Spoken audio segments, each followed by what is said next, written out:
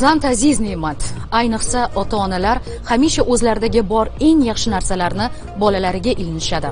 Ammo ba'zida haddan ortiq ko'rsatilgan mehr va erkinlik ham ularning o'ziga ziyon keltirishi mumkin.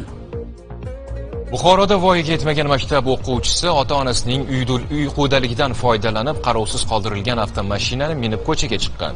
2 nafar o'rtog'ini olib sayrga otlangan voyaga yetmagan haydovchining esa sayohat manzili uzoqqa cho'zilmadi.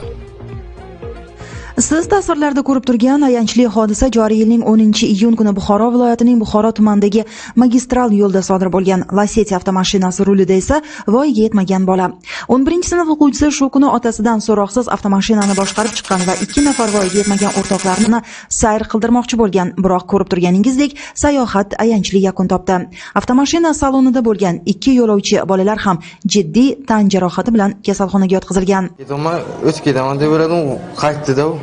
Urib ketdi-da. Urilib ketdi. Haydovchilik guvohnomasi olganmisiz?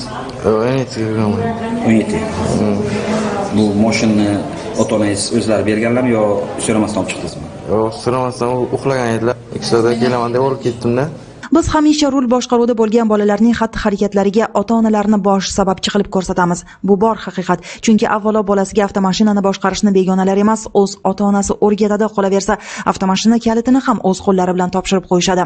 Bu holatda ham 11-sinf o'quvchisiga rul berib qo'ygan ota bir necha marotaba maktab ma'muriyati tomonidan ogohlantirilgan ekan. Joriy yilning shu davrga qadar jami voyaga yetmagan mana fuqarolar o'rtasida jami 3 ta yo'l transport hodisasi qayd etildi.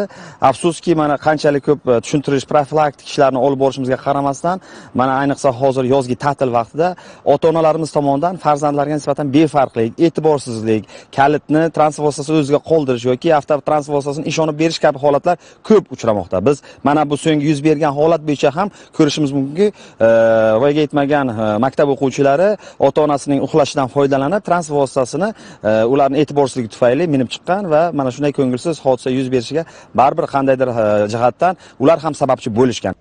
Avariya oqibatida Lacetti hamda Gazel rusumli avtomashinalarga jiddiy texnik zarar yetgan va jarima maydoniga joylashtirilgan. Aldagi yo'l harakati qoidalarini buzgani uchun haydovchi va voyaga yetmagan shaxsga rul boshqaruvini bergani uchun ularning ota-onalari esa tegishli tartibda jazoga tortilishi aniq.